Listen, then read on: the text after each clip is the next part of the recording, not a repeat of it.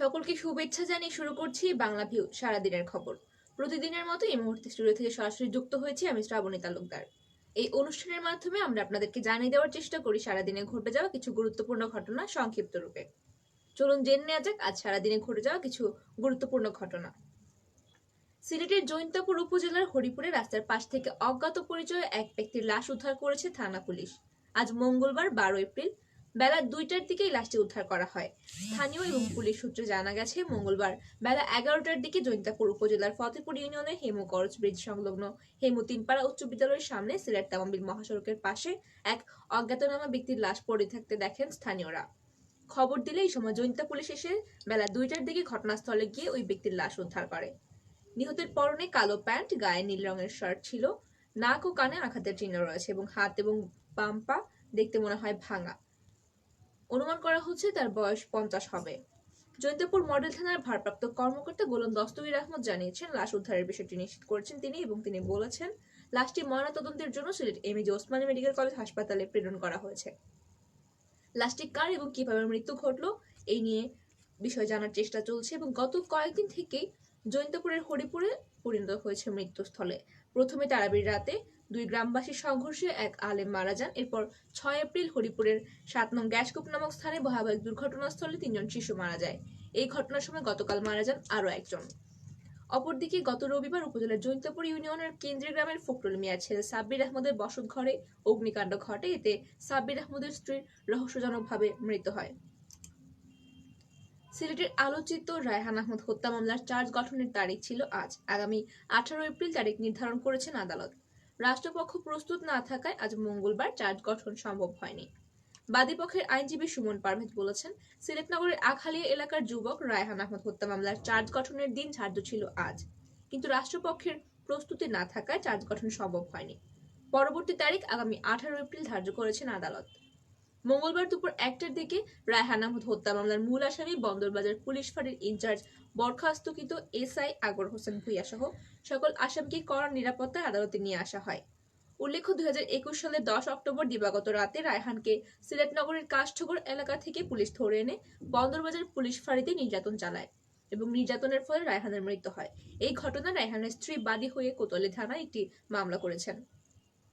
পরে পিবিআই গত বছরের 5 মে রায়হান হত্যার প্রধান আসামি বরখাস্তকৃত এসআই আকবর হোসেন ভূঁইয়া এবং সামরিক বরখাস্তকৃত এসআই হাসান উদ্দিন, এসআই আশেক এলাহি, কনস্টেবল টিটু চন্দ্র দাস, হারুনুর রশিদ, আব্দুল আল নোমানের বিরুদ্ধে চার্জশিট দেয়।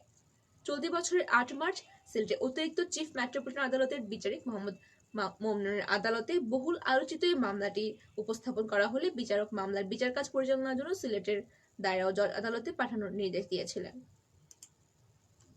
বাঙালির বড় শক্তি হচ্ছে তার ভাষা এবং সংস্কৃতি। পয়লা বৈশাখ আমাদেরকে নতুনভাবে পথ চলার সাহস যোগায়। আবহমান বাংলার ঐতিহ্য এবং বাংলা বর্ষকে বরণ করে নিতে সিলেটের ঐতিহ্যবাহী সাংস্কৃতিক সংগঠন শ্রুতি সিলেট প্রতিবারের মতো এইবারও বৃহস্পতিবার পয়লা বৈশাখ আয়োজন করতে যাচ্ছে বৈশাখ বরণ।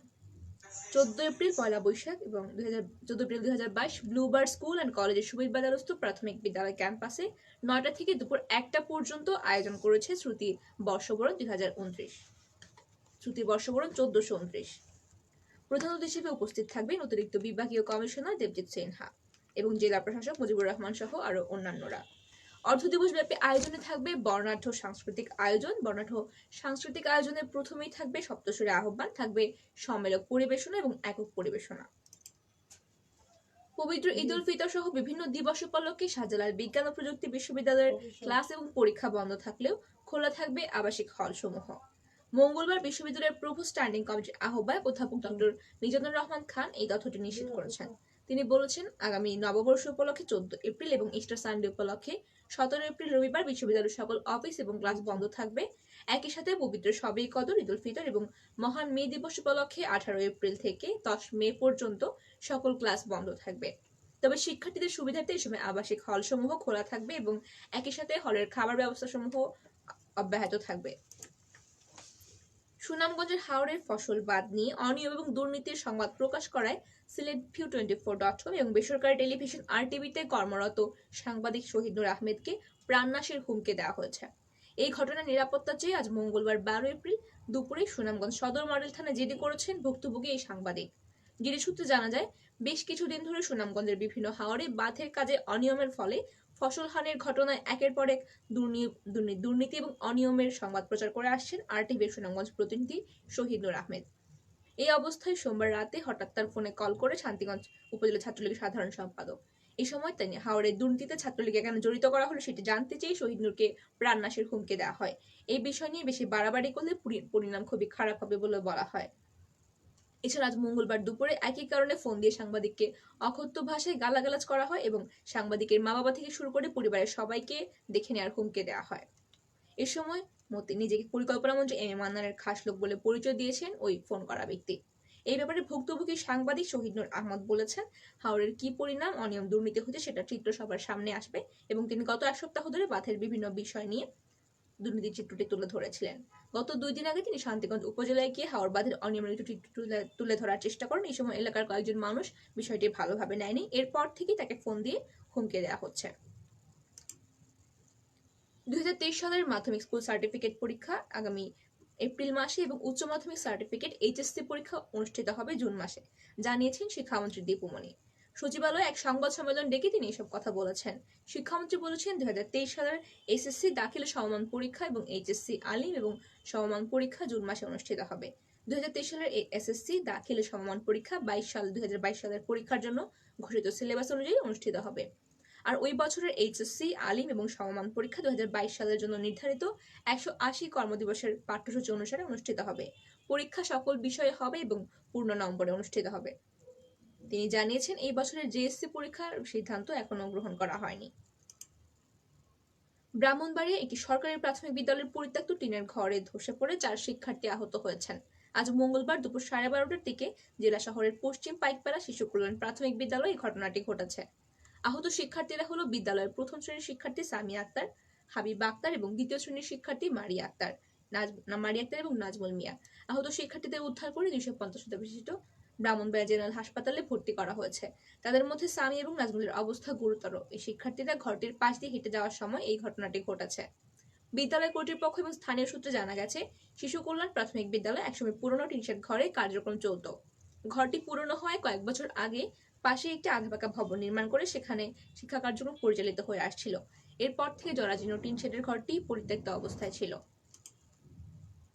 ফেনীতে কাভার্ড ভ্যানের ধাক্কায় এক পুলিশ কনস্টেবল নিহত হয়েছেন। গতকাল সোমবার দিবাগত রাত 3টার দিকে ফেনী সদর উপজেলার মধ্যম রামপুর এলাকায় ঢাকা চট্টগ্রাম মহাসড়কে কর্তব্যরত হাইওয়ে টহল পুলিশের পিকআপ ভ্যানকে পিছনে ফেলে একটি কাভার্ড ভ্যান ধাক্কা দিলে এই দুর্ঘটনাটি ঘটায়। নিহত পুলিশ সদস্যের নাম মোতাহার হোসেন, তার বয়স ছিল 25। তিনি কুমিল্লার চৌদ্দগ্রাম উপজেলার কুমারডোবা গ্রামের মোহাম্মদ আব্দুর রহিমের ছেলে এবং ফেনীর মহিপাল হাইওয়ে থানা পুলিশে কর্মরত ছিলেন।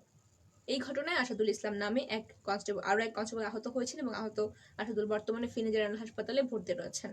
পুলিশ জানিয়েছে, গতকাল রাতে মহিপাল হাইওয়ে থানা পুলিশের টহল একটি পিকআপ ভ্যান নিয়ে ঢাকা চট্টগ্রাম মহাসড়কে ঢাকামুখী যানজট নিরসন এবং নিরাপত্তার দায়িত্বে ছিল। এই সময় একটি কাভার্ড ভ্যান পুলিশের ওই পিকআপ ভ্যানকে পিছন থেকে ধাক্কা দিয়ে পুলিশের গাড়ির পিছনের অংশ দুমড়ে মুচড়ে যায়। মতিঝিল থানায় নাশকতার মামলায় গ্রেফতারকৃত সাবেক মেয়র সাদেক হোসেন খোকার ছেলে বিএনপি নেতা ইশরাক হোসেনের জামিন মঞ্জুর করেছেন আদালত। ঢাকার চিফ মেট্রোপলিটন ম্যাজিস্ট্রেট আদালত আজ মঙ্গলবার এই আদেশটি দিয়েছেন। এই তথ্যটি নিশ্চিত করেছেন ইশরাকের আইনজীবী তাহিরুল ইসলাম। এর আগে গত 5 এপ্রিল 2 বছর আগের মতিঝিল থানার নাশকতার মামলায় তাকে গ্রেফতার করেছিল পুলিশ। পরদিন তাকে ঢাকার সিএম হাসপাতালে তোলা হয় এবং আদালতে সেদিন তার জামিন আবেদন নাকচ করে কারাগারে পাঠানোর আদেশ দিয়েছিলেন। সূত্রগুলো বলছে, 2020 সালের নভেম্বর মাসে পুলিশের করা মামলায় আসামি ইশরাক উচ্চ আদালত থেকে জামিন নিয়েছিলেন। জামিনের মেয়াদ শেষে তাকে নিম্ন আদালতে আত্মসমর্পণ করতে বলা হয়েছিল, কিন্তু তিনি আত্মসমর্পণ না করায় আদালত তার জামিন আবেদন নাকচ করে দেন। এবং ইশরাকের আইনজীবী তহিদুল ইসলাম বলেছেন, মতিঝিল থানার মামলায় ঢাকার আদালত ইশরাকের বিরুদ্ধে গ্রেফতারি পরোয়ানা জারি করেছিল। আদালতের পরোয়ানা তাকে গ্রেফতার করে আদালতে পাঠিয়েছিল পুলিশ। আদালত ইশরাকের জামিন আবেদন নাকচ করে কারাগারে পাঠানোর আদেশ দিয়েছিলেন। চাকমাদের পানিতে ফুল ভাসানোর মধ্য দিয়ে পাহাড়ে শুরু হয়েছে বিজু, সাংগ্রাই, বৈশুখ, বিশু, বিহু এবং সংগ্রাম উৎসব। আজ মঙ্গলবার সকালে রাঙামাটি শহরের রাজবন বিহার কাপ্তাই হ্রদের বিভিন্ন অংশে দলবেঁধে মানুষ ফুল ভাসিয়ে দেন। এছাড়াও বাখাইছড়ি সদর, করেঙ্গুতলা, লাঙ্গুস সহ বিভিন্ন উপজেলা এবং শহরের গ্রামের নদীগুলোতে মানুষ ফুল ভাসিয়ে পুরনো বছরকে বিদায় এবং নতুন বছরকে স্বাগত জানিয়ে নিয়েছেন। সকাল 6:30টায় বিজু সাংগ্রাই বৈশু বিহু এবং সংগ্রাম উদযাপন কমিটির উদ্যোগে ফুল ভাসান উৎসবের আয়োজন করা হয়েছিল। শহরের কাপ্তাই হ্রদের বিভিন্ন অংশ রাজবন বিহার ঘাটে আয়োজিত ফুল ভাসান উৎসবে উপস্থিত ছিলেন রাঙামাটির জেলা প্রশাসক মোহাম্মদ মিজানুর রহমান। সুপ্রিয় দর্শক শ্রোতা, আপনারা শুনছিলেন এতক্ষণ সিলেট বিভাগ এবং জাতীয় বিভিন্ন খবর। এবারে শেষ করার আগে জানিয়ে দেব আন্তর্জাতিক।